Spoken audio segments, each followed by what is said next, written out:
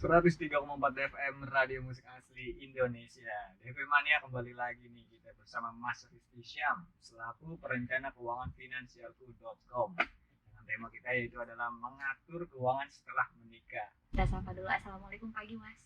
Waalaikumsalam warahmatullahi wabarakatuh. Selamat pagi Mbak Nurul, Mas Ilham. Iya. Apa kabar Mas Rizky? Sehat? Alhamdulillah sehat. Ya deh. Aduh. Perjalanan ke sini gimana? Macet. Wah, luar biasa. Ya. Alhamdulillah ya, seperti ekonomi kita yang sedang naik. Wah, ya. naik turun, Traffic naik kita turun. luar biasa hari ini naiknya. Parah. Parah. Buat menikah ini perlu takut nggak sih Mas? Terutama terkait sama masalah keuangannya nih Mas. Oh, kalau menikah perlu takut apa enggak? Jangan takut ya, Ya. karena memang kita menikah kan karena sunnah ya kalau di Muslim ya. Jadi Iya benar. ya lebih baik memang menikah gitu. Jadi jangan pernah takut. Cuman kalau kita ngobrolin keuangan, Ya. Ada principles dalam keuangan itu yang kita harus pegang. Yaitu salah satunya adalah yang bahkan ini pertama kali yang diutarakan kalau misalnya dari beberapa sumber buku keuangan ya. Yang prinsipal pertama yang harus kita lakukan adalah marry the financially right person. Jadi financially right person itu bukan berarti kita nyari orang yang tajir untuk dinikahin, bukan ya. Iya. Tapi kita mencari orang yang memiliki mindset keuangan yang benar. Nah, kalau misalnya kita mau memahami mindset pasangan kita itu benar apa enggak, berarti kan di sini harus ada keterbukaan di awal. Kita harus berkomunikasi dulu. Jangan nikah nggak ngomongin ini gitu. Kalau misalnya kita langsung nikah aja tanpa ngomongin ini justru bisa menjadi bumerang, karena berapa banyak orang yang sebenarnya ya ketika kita lagi pendekatan itu kan banyak bohong ya. Banyak kueknya ya. Iya, kan banyak poles-polesan Iya, ya. iya, Misalnya, kalau misalnya jalan makannya yang mewah dan lain sebagainya. Iya. Kalau misalnya dari awal aja kita udah berbohong nih ya, lagi pendekatan nggak menjadi diri sendiri, nanti pas menikah juga kita pasti nanti tiba-tiba ya pasangan kita kaget. Kok nikah malah jadinya lebih nggak enak ya, mendingan pacaran sama lu deh gitu. Dibanding nggak nikah. Iya. Nah itu tuh memang sudah dalam buku kalau misalnya sobat radio DFM, kalau misalnya kalian pingin mau baca ya, ada bukunya namanya Why Didn't They Teach Me This in School dari Terry Siegel. Ada dua prinsipal utama. Yang pertama kali dalam keuangan yang diutarakan, pertama marry the financially right person, yang kedua stay married to the financially right person. Artinya loyal lah gitu ya, jangan setialah gitu ya, karena dengan dia kita membangun di awal dan itu meringankan beban kita juga di kedepannya. Jadi jangan macam-macam. Iya, setuju. Iya. Kilas kalau dengar konsepnya kayak rada-rada materialistik, tapi sebenarnya itu realita. Iya. Itu realistis. Iya, being realistic itu kan susah ya, dan itu harus butuh kejelasan di awal. Nah itu yang harus dilakuin. Oke, Mas Rizky nih buat mengatur masalah keuangan setelah menikah itu emang mesti ribet ya Mas? Atau sebenarnya ada pola yang gampang untuk dijalani pasangan suami istri yang baru? Oke, mengatur keuangan untuk dalam rumah tangga sebenarnya itu tidak sulit kalau kita masing-masing itu sudah paham cara kita mengelola diri sendiri. Nah seringkali kan kalau misalnya orang baru nikah nih sama-sama berantakan, nah itu yang susah ya. Jadi saya biasanya kalau ngobrol nih sama teman-teman yang masih single, ya paling enggak kita kan udah nyiapin yang namanya, kita udah tahu pertama pengeluaran kita per bulan berapa, income kita per bulan berapa, lalu dana darurat yang kita butuhin berapa, asuransi yang kita butuhin apa aja, itu dulu nih kan. Nah nanti kalau misalnya udah menikah sama-sama sudah mandiri secara keuangan, itu enak, tinggal kita menyesuaikan aja di bagian kebutuhan pengeluaran, karena sisanya yang lain udah tinggal jalanin gitu kan. Nah misalnya dana darurat, yang pasangan dana darurat itu idealnya di 30 juta, yang prianya, yang perempuannya let's say di 50 juta. Ini misal ya, jadi bukan patokan suami istri harus segitu, enggak. Nah ketika mereka nikah kan mereka punya gaya hidup yang berbeda, mereka gabung, itu dana darurat nggak mulai dari nol Mas. Nah sedangkan kalau misalnya dalam keuangan di finansialku kita ada namanya piramida perencana keuangan. Itu adalah blueprint keuangan kita kan. Nah harus mulainya dari mana? Harus ngatur cash flow dulu. Nah ini pertama. Kalau berdua ini ngatur cash flow-nya masih berantakan, terus nanti nikah, ya ini sama-sama takutnya kita sebagai perencana keuangan, kalian ada kebohongan sana sini dan lain sebagainya, baru tahu kebobrokannya gitu kan, barulah di situ malah jadi perang. Belum kita ngomongin mengenai dana darurat, belum kita ngomongin mengenai asuransi investasi, belum loh. Iya. Dana pendidikan anak. Belum. Nah, itu aja dari berawal dari situ aja udah ribet. Dan dari kasus yang kita tanganin, rata-rata pasangan baru tahun pertama itu yang ujian paling besar, kan? Karena kan kalau udah nikah bukan saya yang benar atau kamu yang benar, tapi ini udah ngomongin kita. Nah, Iya, itu udah ribet. Benar. Kita. Sebenarnya kita harus ada keterbukaan di awal, terus juga ya apa adanya kalau misalnya masih jenjang pacaran. Iya benar. Hmm. Setuju sama yang dikatakan Mas Rizky tadi, intinya antara dua pasangan ini sama-sama harus paham dulu diri sendirinya. Kedepannya Betul. pasti enak. Dan juga jangan terlalu memaksakan lah ya. Iya, terbuka. Tinggal terbuka aja. Oke, ini masih kita lanjut nih. Selain masalah tugas tanggung jawab nih Mas, pada sebuah rumah tangga baru apa yang perlu dibicarakan? Yang perlu dibicarakan adalah tadi dalam piramida perencana keuangan itu sebenarnya udah jelas, teman-teman harus ngobrolin mengenai pengeluaran dulu setiap bulan itu kayak gimana ya. Tapi ya ini sebenarnya bisa reverse sih. Bisa kita ngomongin tujuannya dulu biar kita punya why-nya jelas ya, tujuan ini untuk apa, karena dari situ kan kita baru sama-sama paham kenapa kita harus sama-sama turunin tensi, turunin ego, harus terbuka ngomongin pengeluaran ya. Jadi bisa dari tujuannya dulu, habis itu baru kita ngomongin gimana cara ngatur cash flow-nya biar sehat ya. Habis itu baru kita ngobrolin mengenai dana darurat, kira-kira kita harus siapin berapa, berangkat dari expense yang kita keluarkan. Nanti kita juga akan diskusi mengenai proteksi yang harus kita beli, mengingat kita sudah berdua, jangan sampai adanya resiko yang di luar kontrol kita mempengaruhi keuangan kita. Nah, itu juga harus dibicarakan, dan kita nanti akan membicarakan gimana cara kita berinvestasi ya. Siapa nih yang berhak memegang kendali gitu ya. Nah, ketika sudah berpasangan itu ada orang juga yang biasanya nanya, siapa sih Mas Rizky yang berhak ngatur keuangan di rumah tangga gitu ya. Nah, ya jawaban saya adalah kedua belah pihak. Nggak mungkin kan kita cuma suami nyari duit lempar ke istri, enggak juga kan. Istri mungkin ngelola, tapi pengelolaan yang dilakukan istri tetap nanti semua keputusan dibalikin lagi misalnya ke suami, biasanya kayak gitu. Jadi jangan cuma suami udah nggak sih, udah serah lu dah pokoknya gimana, kalau nggak cukup nanti kirain nggak cukup, kita nggak tahu kenapanya udah marah-marah. Nah, ini dia nih. jadi makanya kedua belah pihak tuh memiliki pekerjaannya masing-masing, tinggal dilihat aja yang mana yang lebih kuat di pencatatan, siapa yang lebih kuat di analitik misalnya. Itu hal-hal kayak gitu yang diskusi. Karena pasti tiap orang punya kelebihan masing-masing ya Mas ya. Betul. Oke, kita lanjut nih Mas Rizky. Ini sebetulnya buat sebuah rumah tangga yang baru terkait keuangan ini, prioritas apa saja sih Mas yang harus dilakukan? Tadi Mas sudah sebutin tadi kan ada pengeluaran, dana darurat dan sebagainya. Silakan Mas. Prioritinya ya, prioritasnya kalau berdasarkan teknikal ya, berdasarkan teknik pasti kita ngomongin mengenai tujuan. Ya, tujuan keuangan ini, anak tuh mau sekolah di mana, pensiun mau kayak gimana, kapan kita melakukan pembelian rumah pertama dan lain sebagainya. Tapi itu teknis banget. Tapi intinya dalam atur keuangan itu kan untuk berbahagia ya. Iya. Nah, kebahagiaan ini yang harus kita capai mufakatnya nih. Iya. Karena ngomongin uang kan ngomongin kecukupan. Jadi ya itu sebuah angan-angan, misalnya tujuan pengen sekolahin anak sekolah internasional gitu ya. Iya. Tapi ya berangkat sekarang kondisinya income mumpuni nggak untuk ngarah ke sana. Jangan juga kita memaksakan ya, nggak nyaman lah kalau kita hidup terlalu mikirin masa depan. Saya setuju itu.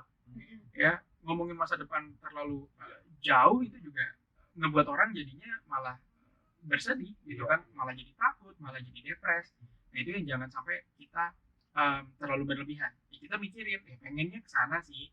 Nah, cara sekarang kita dalam kondisi saat ini present itu seperti apa?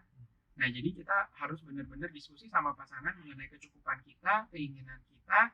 Jadi kita bisa tahu nih semua keputusan keuangan itu berdasarkan rasionalitas, nggak dipaksa-paksain. Karena kan kita balik lagi untuk berbahagia. Ya, kalau kita maksain sekolahin yang terbaik dan lain sebagainya, tapi kita nggak bahagia, ujung-ujungnya rumah tangga juga gimana? Iya, nah itu makanya ngomongin keuangan itu bukan cuma secara teknis, teman-teman juga harus paham secara psikologisnya juga harus nyaman. Iya, benar banget. Setuju. Ini ada pertanyaan via WhatsApp nih Mas ternyata. Boleh. Ini dari Raihan di Jati Bening. Aduh, semoga nggak sulit ya Mas ya. Iya, akhirnya dia ngebuka jati diri ya. Di Jati Bening. Ini dari Raihan. Kata Raihan, saya yang baru menikah di usia muda nih Mas. bagaimana sih caranya mengatur cash flow, dana darurat dan juga utang, apalagi kondisi perekonomian saat ini kondisinya belum stabil. Silakan Mas. Thank you pertanyaannya Mas Rehan. Kalau misalnya ya kita ngobrolin gimana caranya ngatur cash flow, dana darurat dan utang, ini tuh ada di dalam di piramida perencanaan keuangan finansialku. Ini adalah yang paling basic. Ya memang dalam keuangan kita 3 hal ini yang ini ibaratnya kayak nadinya lah. Kalau ini berantakan pasti juga nggak usah ngomongin investasi, nggak usah ngomongin warisan dan lain sebagainya. Nggak bakalan bener pasti. Makanya kalau pertama nih yang harus kita diskusikan sama istri gitu ya, coba dikategorikan pengeluarannya itu ada apa aja. Dan kita coba hitung sebenarnya batas minimum kita berapa, maksimalnya berapa. Nah kita coba nanti melakukan pencatatan keuangan. Dari pencatatan keuangan yang udah kita lakukan dalam let's say 6 bulan ke depan gitu ya, itu sudah bisa kita simpulkan, ternyata idealku untuk transport berapa, untuk makan berapa, untuk apalagi akomodasi dan lain sebagainya. Pokoknya itu kita baru bisa tahu di situ. Nah seringkali kan orang ngebuat anggaran itu berdasarkan audit yang dilakukan secara manual dan secara tidak terperinci gitu ya. Nah jadi makanya kok setelah udah dibuat nih anggarannya Mas Rizky tapi kok selalu boncos ya, karena dia sebenarnya tidak melakukan pencatatan. Dia nggak tahu anggaran ideal dia itu sebenarnya butuhnya berapa dan lain sebagainya, cuma berdasarkan diskusi ngitung asal udah itu menjadi ketetapan gitu. Nah itu adalah teman-teman makanya khususnya buat Rehan harus melakukan pencatatan juga, jangan cuma diaudit tapi dicatat, dilakuin, habis itu dianalisa. Kalau bagian untuk dana darurat ini baru bisa kamu tahu angkanya berapa kalau cash flow-nya benar. Karena dana darurat pertama itu kan mengacu dari berapa sih pengeluaran tiap bulan, kita kalikan 9 kali kalau baru menikah. 9 kali. 9 kali dari biaya hidup. Nah, sekarang gimana kita tahu 9 kalinya itu dari berapa? Nah, jadi takutnya kita nyiapin dana darurat 9 kali dari audit yang kita udah buat, ternyata terlalu berlebihan. Kalau terlalu berlebihan dana darurat, artinya kan liquidity ratio-nya terlalu tinggi. Artinya nanti uang kita terlalu banyak di tabungan dan itu malah dimakan inflasi. Apalagi sekarang kan dia concern juga kan ya, Mas Rehan concern bahwasanya kondisinya sekarang soalnya perekonomian belum stabil. Iya.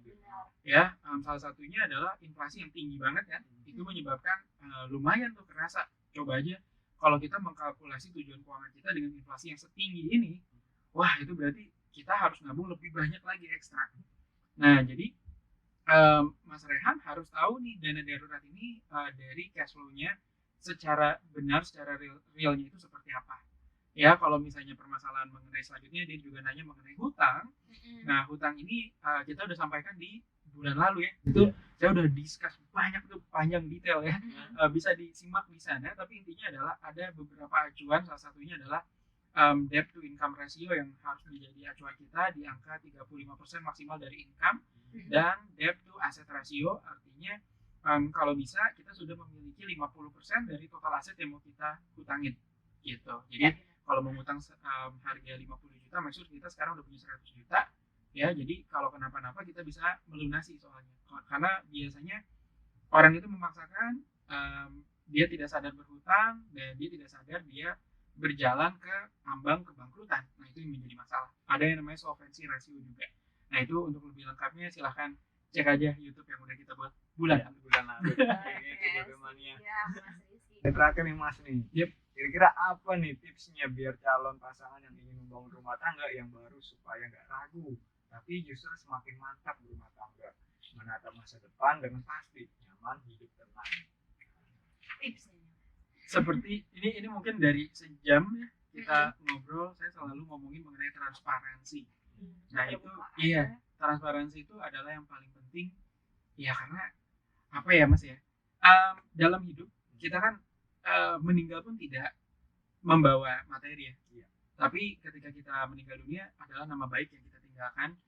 Jadi makanya sama pasangan ya sudah, kita seperti tadi yang kita udah obrolin, definisikan bahagia kamu, cari tahu keinginan pasangan, toleransi dalam berumah tangga itu perlu banget, karena jangan sampai nanti ketidakbahagiaan malah menyinggung hal yang lain, kan seringnya gitu ya. Jadinya uang lu sebenarnya bukan masalah, tapi tiba-tiba dibuat jadi masalah gitu.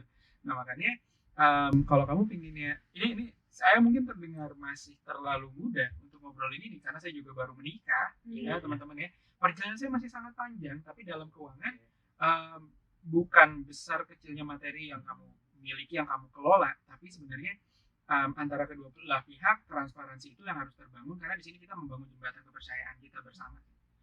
Kita menurut saya. Oke deh. Karena juga waktunya nih Mas Rizky nih mungkin singkat aja nih, biar lebih mantap, biar lebih komplit closing statement-nya, kesimpulan. Waduh. Baik. Biar lebih ngena ke tema kita hari ini. Mungkin dalam hidup ya, kita nggak pernah tahu. Ini mungkin sebuah observasi yang saya lakukan dalam 1 bulan terakhir ini. Bersyukur banget juga lagi ramai banget klien dari korporasi yang saya tangani, dan kebetulan mereka sudah lebih senior. Jadi saya ketika ngelola asetnya mereka, ngelola keuangan mereka, saya melihat cara pandang mereka dalam keuangan. Di sini saya baru memahami ternyata dalam keuangan itu bukan cuma mikirin masa depan, tapi menyelesaikan masa lalu dan fokus di masa kini. Karena kalau kita tidak bisa move on dari masa lalu kita, sebenarnya kita sangat menderita. Kalau kita menatap tujuan keuangan terlalu jauh juga justru bisa memberikan penderitaan. Jadi masa kini itu adalah sekarang, kita nggak tahu waktu kita sampai kapan. Ketika kita membangun rumah tangga, selalu pikirin masa kini juga. Jangan cuma menatap masa depan, biar kita sama-sama bahagia, sama-sama nyaman di kondisi saat ini. Mau lagi turun, lagi naik, ya. Jadi kalau lagi turun tidak terbawa emosi, lagi naik tidak terbawa euforia, karena kita sama-sama tahu ya, hidup kan cuma di masa kini sebenarnya ya. Makasih Mas Rizky, berarti masa depan harus dipikirkan, Betul. masa lalu harus diselesaikan, dan masa sekarang harus difokuskan. Dinikmatin, betul. Benar. Dinikmatin masa kininya. Akhirnya terima kasih banyak nih Mas Rizky Syam, Makasih CFP, banyak Kak selaku Nurul, perencana Mas keuangan Ilham. Iya, finansial atas waktunya Thank sudah you. mau sharing Thank you. bareng Nurul dan Bang Ilham juga. Iya.